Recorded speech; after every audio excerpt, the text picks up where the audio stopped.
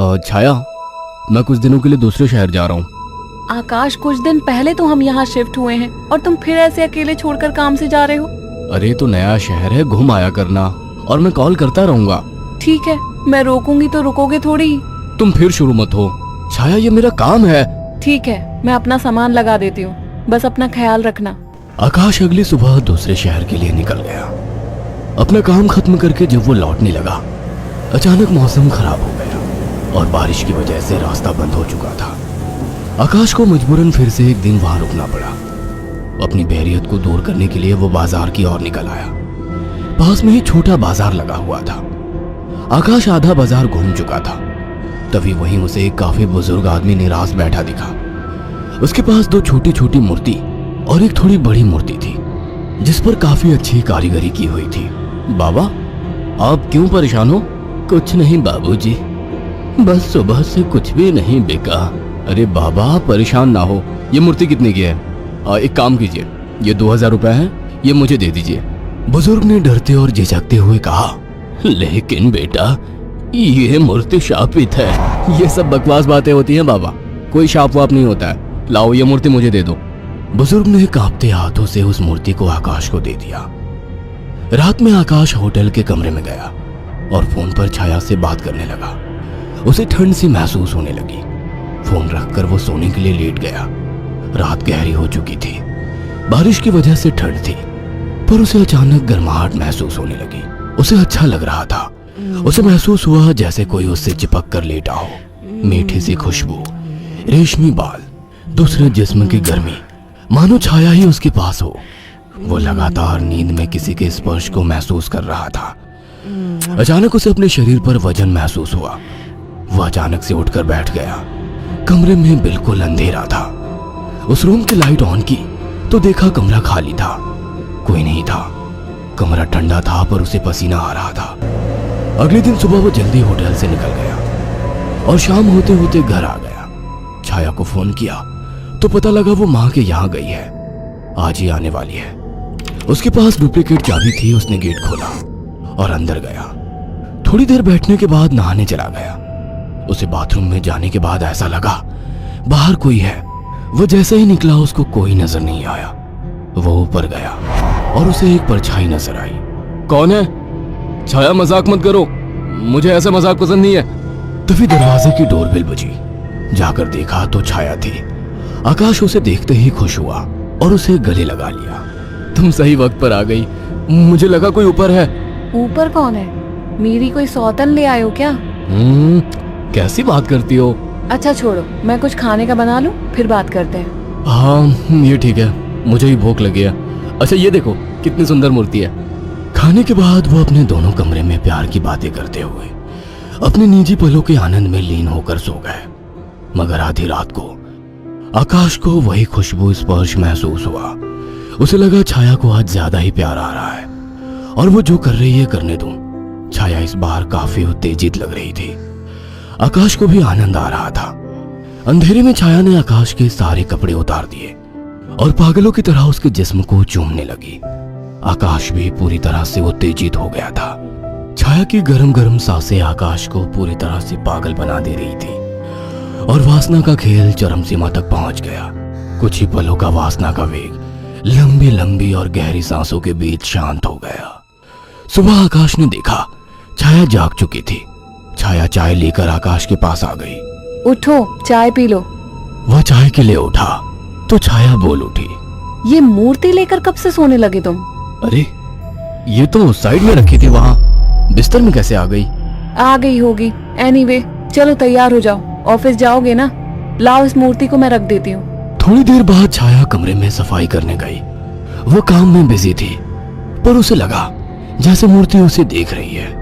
जैसे उसने मूर्ति की तरफ देखा, मूर्ति अपनी जगह जैसी थी वैसे ही रखी थी। छाया काम खत्म करके कमरे से निकलने को हुई तो अचानक मूर्ति गिर गई। छाया ने पलट के मूर्ति को उठाया। अचानक मूर्ति मुस्कुराई। छाया डर गई और मूर्ति हाथ से छूट गई। डरते डरते उसने मूर्ति को उठाया तो उसने देखा वो सामान्य थी। शैतान मूर्ति, डराती है मुझे। ये कहकर उसने मूर्ति को अलमारी में रख दिया। काम खत्म कर छाया नहाने गई और जैसे ही उसने कपड़े उतारे और पानी का नल खोला गर्म पानी उस पर गिरा। वो चिल्ला उठी और बिना कपड़ों के बाहर निकलकर भाग आई।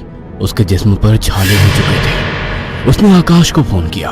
आकाश तुरंत चला आया और उसको अस्पताल ले गया। आकाश ने ऑफिस से कुछ दिन की छुट्टी ले ली। छाया, ये सब कैसे हुआ? पता नहीं, नल से गर्म पानी अचानक निकला। मुझे सब अजीब सा लग रहा है, मानो मुझे कोई देख रहा हो। तुम आराम करो, मैं कुछ खाने को लेकर आता हूँ। छाया लेटी हुई थी। अचानक उसने ध्यान दिया, मूर्ति उसकी ही तरफ घूर रही थी। अचानक उसे याद आया कि मूर्ति को तो उसने अलमारी में रख दिया था। अचानक वो मूर्ति हिलने लगी। छाया चीख उठी। आकाश दौड़ता हुआ आया। क्या हुआ? ये मूर्ति अभी खुद चली थी। तुम्हारा वहम होगा छाया। मगर रात को आकाश को फिर से चुंबन के स्पर्श महसूस हुए। वो नींद में था और चाह के आंखें नहीं खोल पा रहा था, परंतु आकाश को चुंबन के स्पर्श उत्तेजित कर रहे थे। उसके मुंह से आवाजें निकल रही थी। अचानक छाया की आंख खुल गई और उसने जो देखा वह हैरान रह गई। उसने देखा कि एक लड़की काली परछाई के रूप में आकाश के कपड़े खोल रही थी और वो देखते ही चिल्लाने लगी, आकाश, वो काली परछाई! अचानक कमरे के शीशे में चटक सी आवाज आई और शीशा टूट गया। आकाश उठकर बैठ गया। ये शीशा कैसे टूटा? और तुम चिल्लाई क्यों? आकाश, वो कोई काली आत्मा थी। मैंने अभी देखा, वो तुम्हारे साथ संबंध बना रही थी। क्या तुम्हें बिल्कुल पता नहीं लगा? कौन? क्या कह रही हो? मुझे महसूस तो हुआ, पर मुझे लगा तुम हो। पागल हो क्या? ऐसी हालत में मैं संबंध बनाने की सोचूंगी? आकाश, वो एक काली परछाई थी, पर वो एक लड़की थी। तभी मुझे कल रात को जब ये सब महसूस हुआ तो मुझे कुछ अजीब सा लगा था। मुझे ऐसा होटल में महसूस हुआ कि जैसे मेरे पास कोई तो है। और अगले दिन मैं घर आ गया था।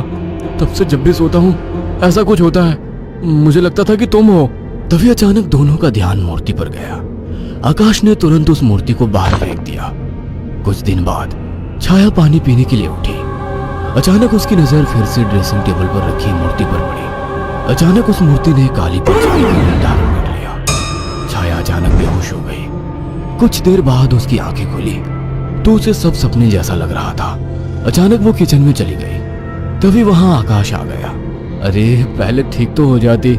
मैं तो ठीक हूँ। अच्छा। हाँ, आज तो मुझे एक अलग ही सुबह लग रही है। ओके, अब चलो आराम करो। मैंने तुम्हारे लिए कुछ दिन की छुट्टी ली है। अगर ऐसा है तो मुझे खूब प्यार करो। आज आकाश को छाया कुछ बदली बदली सी लग रही थी। खाने के वक्त भी छाया काफी अजीब तरीके से खा रही थी, जैसे वो बरसों से भूखी हो। छाया, क्या हुआ? आराम से खाओ। रात ठीक से खाया नहीं था ना, तो मुझे जोरों की भूख लग रही है। वैसे आज मीट बना काफी अच्छा है। गांव में अम्मा ने सिखाया था। अम्मा ने? कौन सी अम्मा ने? तुम तो कभी गांव गई ही नहीं। वो सब छोड़ो, सुनो ना, मेरा मन रोमांस का हो रहा है। तुम्हें लगता है ये सही वक्त है? प्यार करने का कोई वक्त नहीं होता। अचानक छाया आकाश से जाकर लिपट गई। उसके जिस्म को चूमने लगी। आकाश ने देखा छाया ने आज साड़ी भी अलग तरीके से बांधी थी।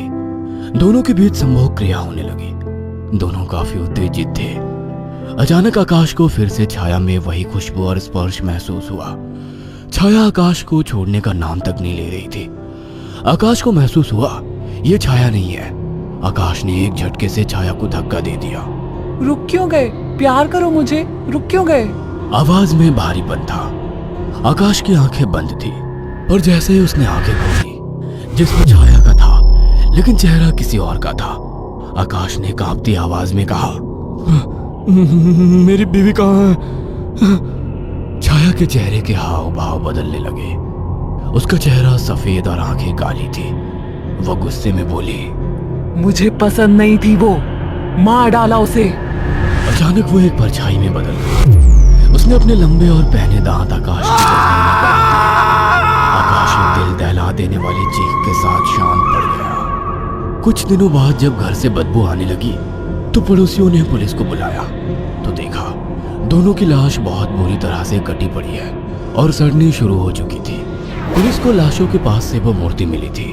अगर आपको हमारी ये कहानी पसंद आई हो तो इसे लाइक और शेयर करना ना भूलें।